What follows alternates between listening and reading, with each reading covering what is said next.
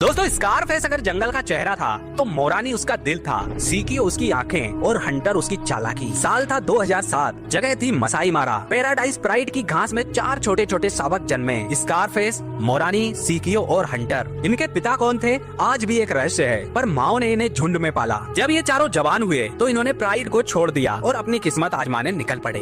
2011 में इन चारों ने मिलकर मार्स प्राइड पर धावा बोला। वहाँ से शुरू होता है इन चारों भाइयों का खौफ। ये चारों भाई अपनी तरह के खास थे। सबसे बड़ा मोरानी, सबसे भारी, सबसे ताकतवर। जब लड़ाई करनी होती स्कारफेस आगे नहीं जाता, मोरानी पहले दहाड़ता था। फिर आता है सीकियो, रणनीति बनाने में माहिर था। इसके कान पर कट का निशान और दिमाग शातिर। फाइट से पहले वो देखता, पढ़ता और फिर वार करता। तीसरे नंबर पर आता था हंटर। नाम ही सब कुछ कहता है। ये किसी घोस्ट की तरह था, दिखता और गायब हो जाता और चुपचाप दुश्मन को खत्म कर देता। कहते हैं जब चारों भाई एक साथ चलते थे तो घास भी सिर झुका लेती थी। लेकिन हर जंगल में एक अंधेरा आता है जो सबसे पहले ज्यादा चमकने वालों को निगल जाता है। हंटर सबसे शांत, सबसे चुप। मार्स प्राइड के हमले के बाद वो अकेला हो जाता है। कहते हैं उसने खुद ही झुंड छोड़ दिया था, शायद कुछ खोजने निकला था, पर वो कभी वापस नहीं लौटा। फिर सीकियो जो हमेशा आगे बढ़ता था। सीकियो ने बहुत सी लड़ाइयाँ लड़ी, पर एक टेरिटोरियल फाइट में वो पूरी तरह घायल हो गया। उस दिन स्कारफेस भी वहीं था, लेकिन लड़ाई में दोनों टूट चुके थे। आखिरकार सीकियो ने तड़प कर दम तोड़ दिया।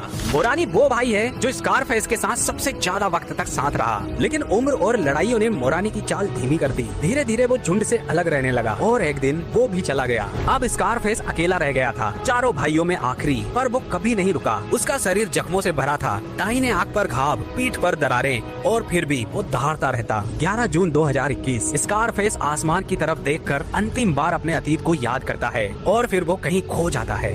दी मस्कीटियर्स अब नहीं रहे, पर उनकी कहानी हर उस हवा में जिंदा है जो मसी मारा की घास को हिलाती है। मस्कीटियर्स मरे नहीं थे, वो लौट गए वहाँ जहाँ से जंगलों की रूहें आती है।